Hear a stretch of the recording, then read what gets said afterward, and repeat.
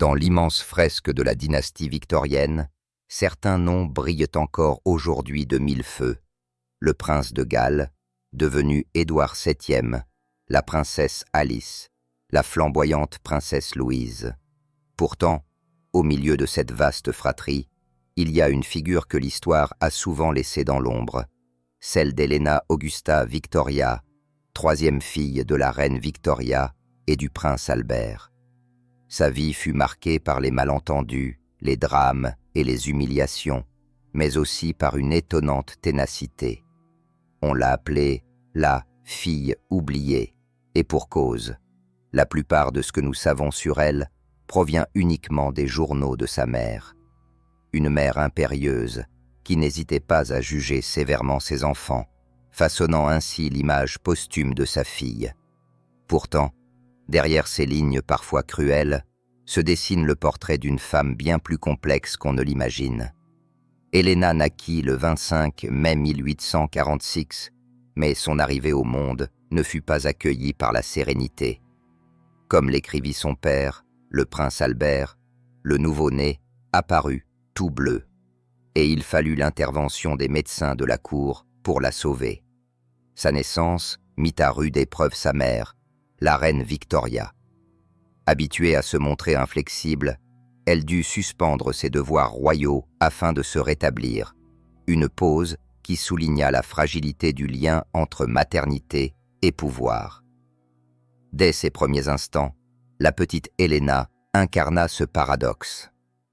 Enfant aimé, mais aussi source de tourments dans une famille où chaque geste avait une résonance publique. Helena grandit entourée de 8 frères et sœurs. Dans cette fratrie tumultueuse, les rivalités étaient constantes. Ses frères la taquinaient avec cruauté, mais elle n'était pas du genre à se laisser intimider. Quand les moqueries allaient trop loin, elle répondait par un coup de poing bien placé sur leur nez. Derrière ce tempérament explosif se cachait une enfant dotée de nombreux talents. Elle jouait du piano, dessinait avec aisance, montait à cheval et, sous l'influence de son père, apprit même à cuisiner, nettoyer et s'occuper des travaux agricoles. En apparence, elle avait tout pour se distinguer parmi les enfants de la reine. Mais le destin voulut que l'arrivée de sa sœur cadette, la princesse Louise, change la donne. Douée, vive et admirée, Louise éclipsa rapidement Helena, devenant la favorite de la cour et des chroniqueurs. La douleur d'Helena s'accrut avec la perte de son père.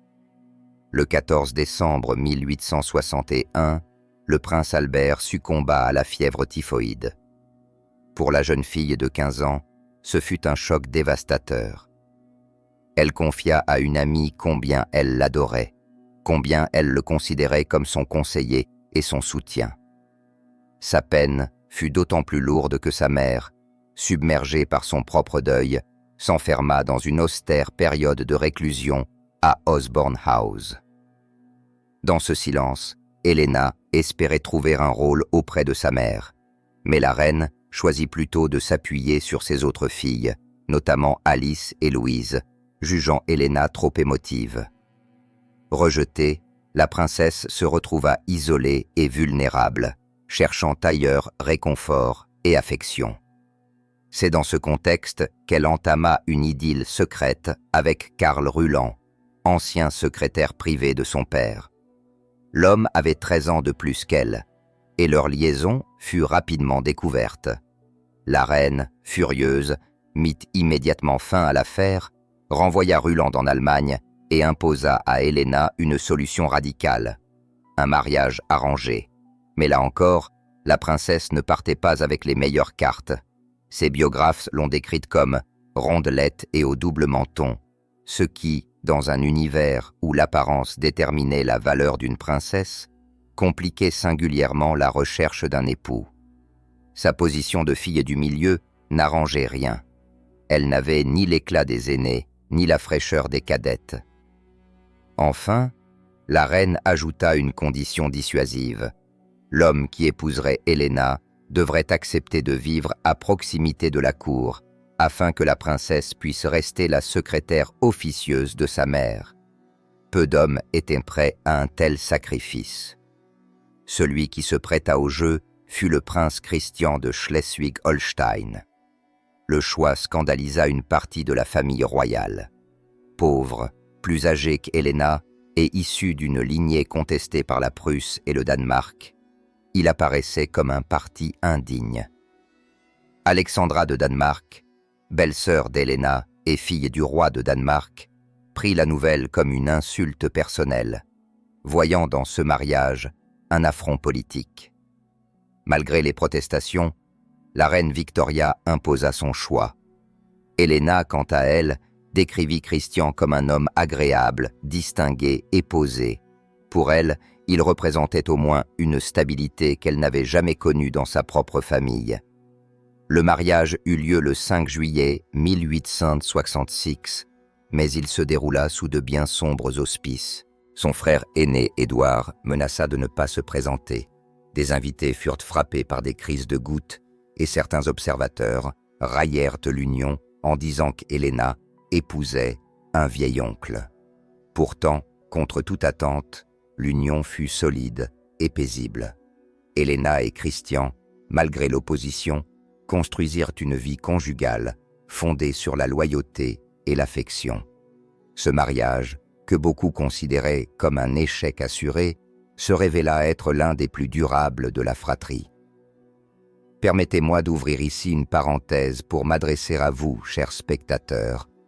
Si vous appréciez cette plongée dans les destins oubliés de l'histoire, je vous invite à soutenir cette démarche. Prenez un instant pour vous abonner à la chaîne Historien Silencieux, laissez un commentaire pour partager vos impressions et appuyez sur le bouton « J'aime » si ce récit vous captive. Votre participation aide à faire vivre ces histoires et à les transmettre au plus grand nombre. Merci de tout cœur pour votre soutien. Reprenons. Après son mariage, Helena tenta de concilier ses devoirs d'épouse et ceux de fille de la reine. Rapidement enceinte, elle mit au monde plusieurs enfants en succession rapprochée. Christian Victor en 1867, Albert en 1869, Helena Victoria en 1870 et Marie-Louise en 1872. Ces grossesses successives, ajoutées à une santé fragile, épuisèrent la princesse. Elle souffrit de rhumatisme, de douleurs articulaires et de troubles respiratoires. Les médecins lui prescrivirent des remèdes à base d'opium, ce qui la mena, au fil des années, à développer une dépendance qui allait la hanter toute sa vie. Sa mère, loin de manifester de la compassion, accusa sa fille d'être hypocondriaque et rejeta sa souffrance. Comme si cela ne suffisait pas, Helena fut frappée de plein fouet par des drames familiaux. En mai 1876, elle donna naissance à un 5e enfant, Harold, qui mourut à peine 8 jours plus tard. L'année suivante, elle mit au monde un enfant mort-né. Ces pertes successives la plongèrent dans un profond désespoir, renforcée par la mort de sa sœur Alice, emportée par la diphtérie en décembre 1877. Sa tristesse la rendit irritable, mais qui ne l'aurait pas été après tant de malheurs accumulés?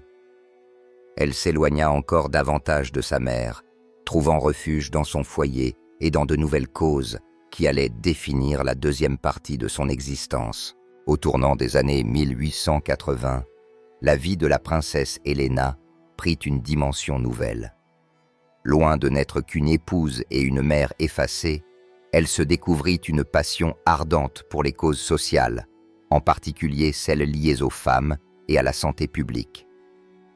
Dans une société victorienne où la place de la femme était encore strictement encadrée, Helena osa briser certains tabous. Elle s'intéressa de près au mouvement des droits des femmes, ce qui mit une fois encore sa mère dans une colère noire. La reine Victoria, paradoxalement, détestait l'idée de l'émancipation féminine et considérait les revendications des suffragistes comme absurdes, voire dangereuses.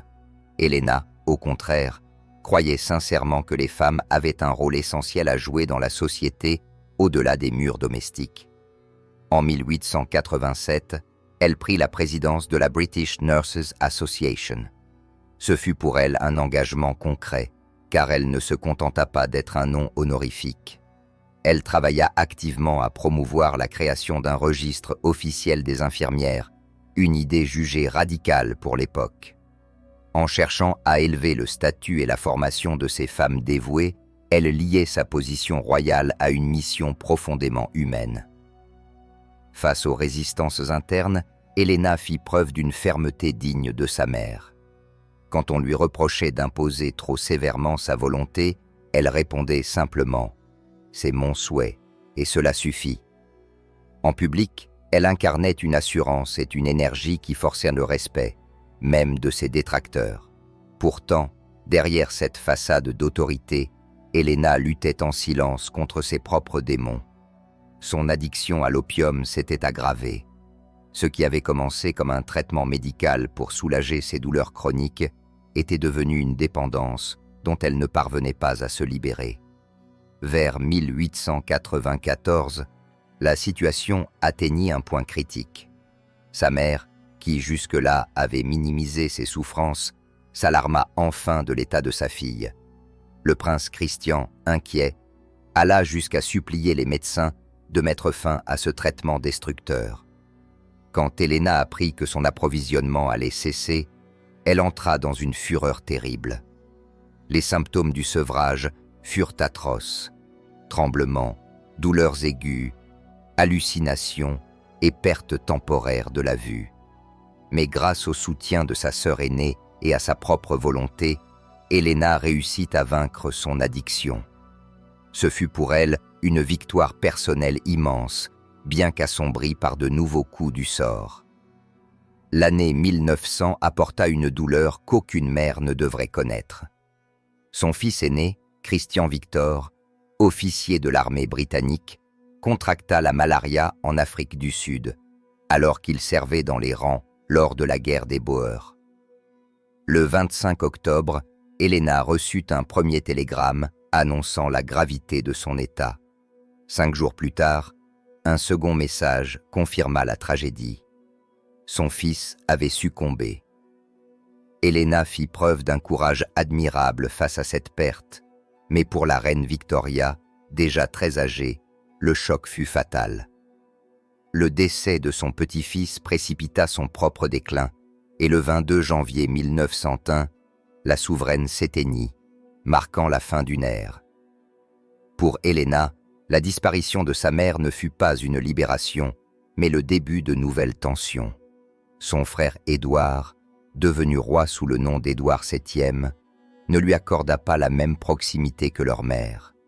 De plus, la nouvelle reine, Alexandra de Danemark, conservait une rancune tenace à l'égard d'Helena à cause de son mariage avec Christian, considéré comme une trahison familiale.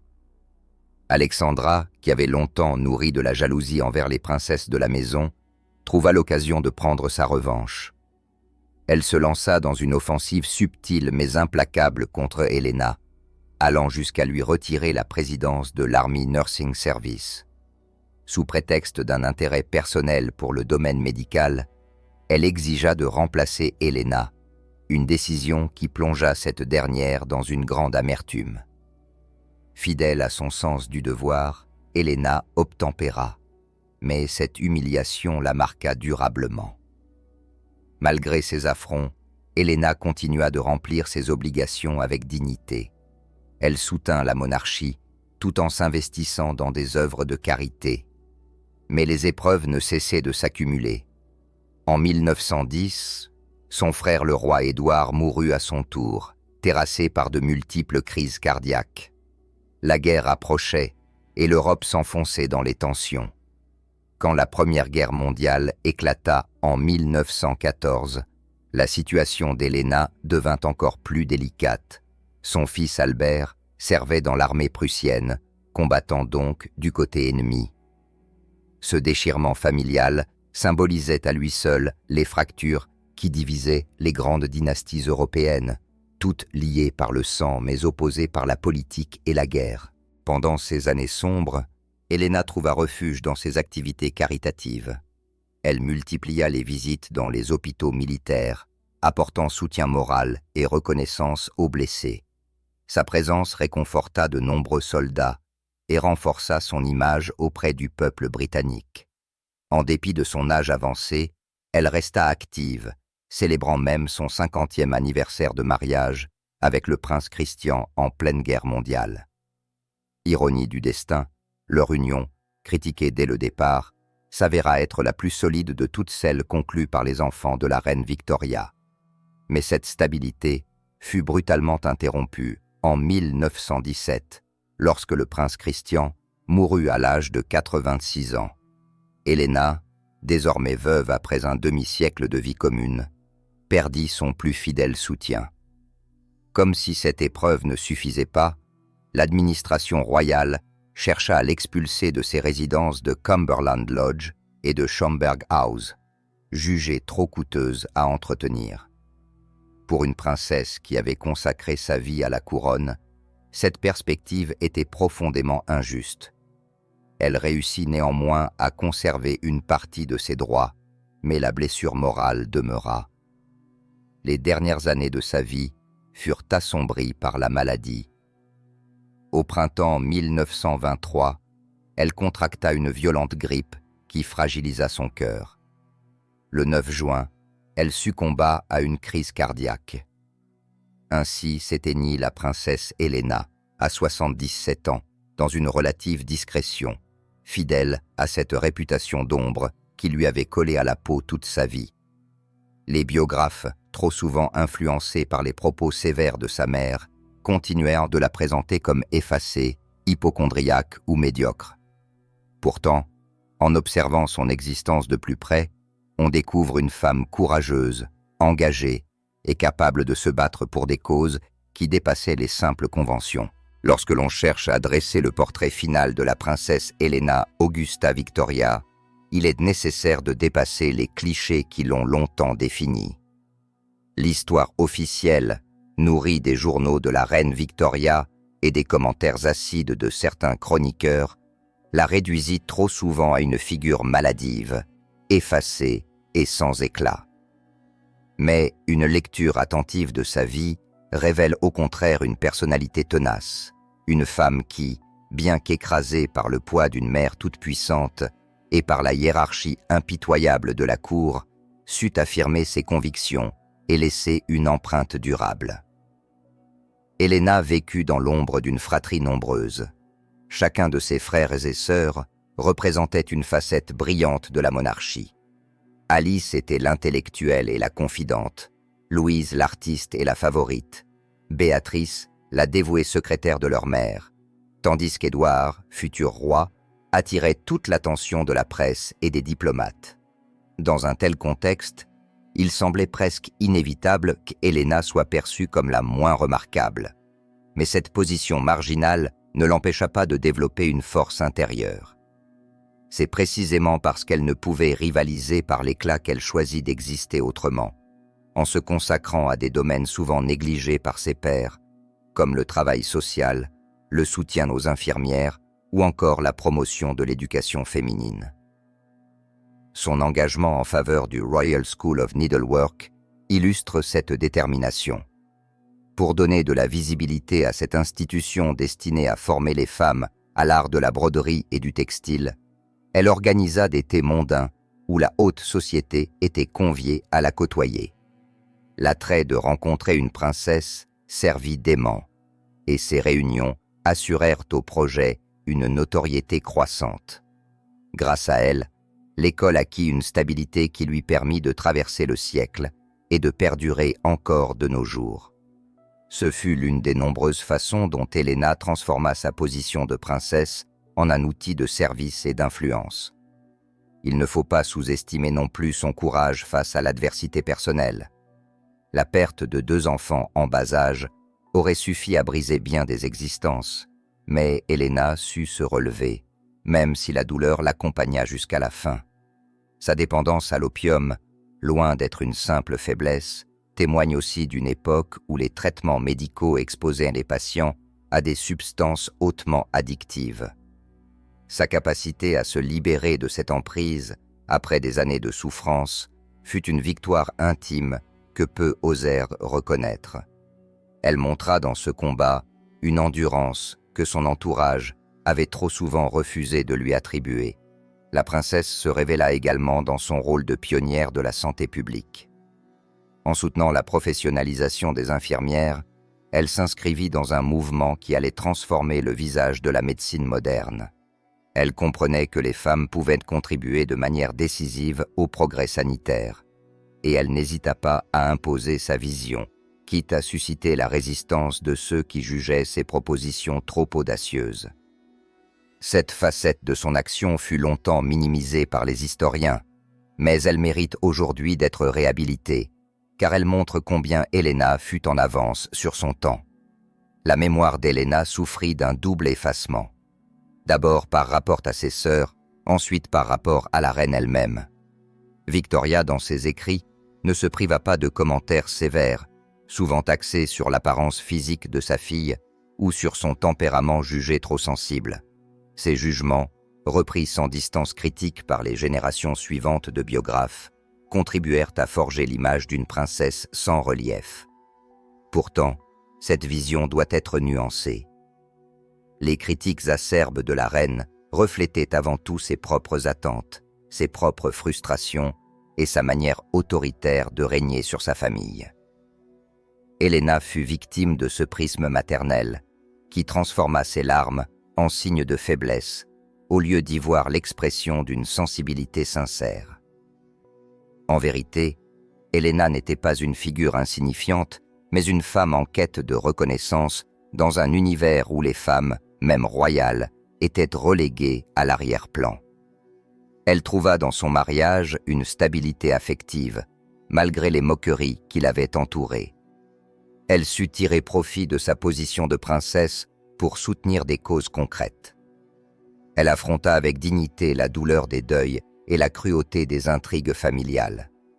Elle incarna cette génération de femmes victoriennes qui, sans renverser les barrières sociales, les fissuraient peu à peu par leur persévérance. À la fin de sa vie, Helena avait vu disparaître presque tous ses frères et sœurs. Elle survécut à sa mère, à son mari, à plusieurs de ses enfants et vécut assez longtemps pour assister aux ravages de la Première Guerre mondiale. Lorsqu'elle s'éteignit en 1923, le monde avait radicalement changé depuis sa naissance en 1846. La monarchie britannique n'était plus ce qu'elle avait été sous le règne absolu de Victoria. Les dynasties européennes, jadis liées par des mariages croisés, avaient été déchirées par les conflits. Dans ce contexte, la mémoire d'Helena se dissipa, comme si son existence avait été une simple parenthèse. Et pourtant, si l'on prend le temps de relire son parcours, on découvre une femme qui mérite davantage que l'oubli. Helena n'était ni un ornement, ni une simple victime des caprices royaux. Elle fut une pionnière dans le domaine médical, une militante discrète pour la reconnaissance des femmes et une survivante de l'adversité familiale. Sa vie illustre à quel point l'histoire se construit parfois sur des injustices de perception. La redécouvrir, c'est aussi redonner une voix à celles que l'histoire a trop souvent réduites au silence. Aujourd'hui, alors que l'on s'intéresse de plus en plus aux figures féminines du passé, il est temps de réintégrer Helena dans le récit.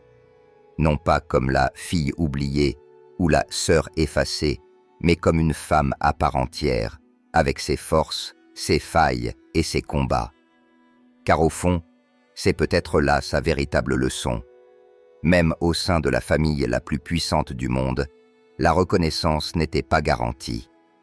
Il fallait se la forger, parfois dans l'ombre, parfois contre tous, mais toujours avec la conviction intime que la valeur d'une vie ne se mesure pas seulement à l'éclat qu'elle projette, mais aussi à la constance et à l'humanité de ses engagements. Ainsi se clôt le destin de la princesse Helena, témoin et actrice d'un siècle de bouleversements, femme forte derrière un voile de discrétion et héritière d'une histoire que nous commençons seulement à apprécier à sa juste mesure.